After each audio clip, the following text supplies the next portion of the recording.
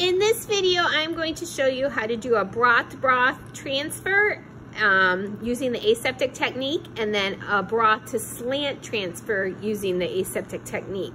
So we are going to take, this is the broth that has bacteria in it. This is called, the bacteria is called Serratia marcescens, so it's kind of a reddish color when it grows.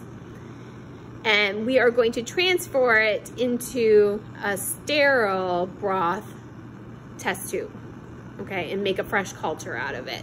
So obviously this one's cloudy, there's something growing in it, which is what it's supposed to do. This is Serratia marcescens. We're going to transfer it into this sterile broth culture using the aseptic technique. So the first thing we're going to do is, I am not going to label anything in any of these demos, so that way you can see everything really well.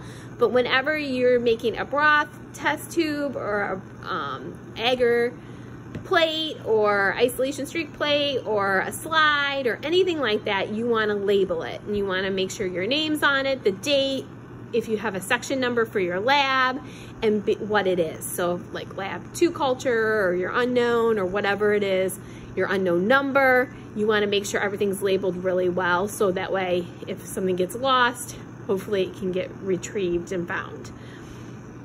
So the first thing is, we wanted to turn on the Bunsen burner, which I've already done. And when you're sterilizing, this is what your flame should look like, okay?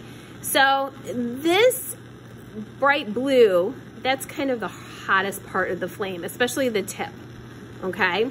So that's where you want to put your inoculating loop when you're sterilizing it. That's where you want to aim the lips of your test tubes when you're sterilizing those, because that's the hottest part of the flame. So what we're going to do is, we're going to sterilize your inoculating loop. You want to start at the base of the wire and then work your way up to the loop part of the inoculating loop. And you want to make sure it's all red hot, okay, and then it's sterilized. Now you have to let it cool for like 10 to 15 to 20 seconds. Do not blow on it, because you're just blowing more bacteria and viruses and whatever onto your inoculating loop, and that defeats the purpose, okay? So you just kind of have to sit and wait.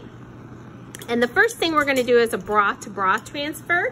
So we need to take the lip of the test tube, take the cap off, kind of flame it, just do it once or twice. You don't have to do it more than that.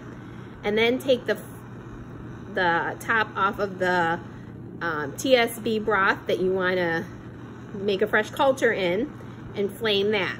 And then what you're going to do is, you're going to just stick your inoculating loop in the Serratia marcescens culture, and you get like a little bubble loop, and then I always flame it a couple times. If you're not sure if you need to flame it, just do it, okay? And then you want to do it both before and after you inoculate the bacteria, and then you want to flame it, and then you want to flame your inoculating loop again, okay?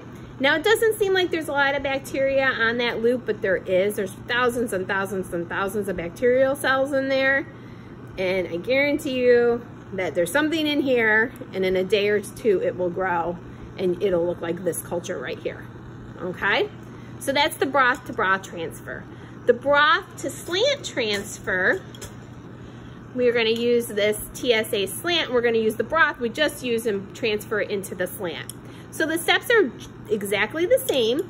So we want to sterilize our inoculating loop, start at the base and work our way all the way up, okay, and then let it cool for about 10 to 15 seconds. Then we want to flame the culture that we want to take from, okay? And if it's too hot, it'll make a singy noise, and that means it's too hot and you need to cool it down a little longer.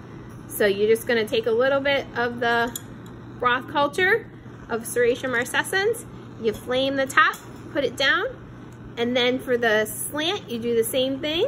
You want to do it before and after, and you stick that in there, and then you can do a straight line, or you could squiggle upward, and then flame the lip of your test tube, put the cap on, make sure it's labeled, make sure you sterilize your inoculating loop, okay? And I already showed you what the broth culture will look like, but this is what the slant culture will look like after like a day or two. I just did this yesterday and it grew really, really well. But you can kind of see what it looks like. See how bright red it is? And that's Serratia marcescens. Okay, so this is in a slant, and then here's your broth. Okay?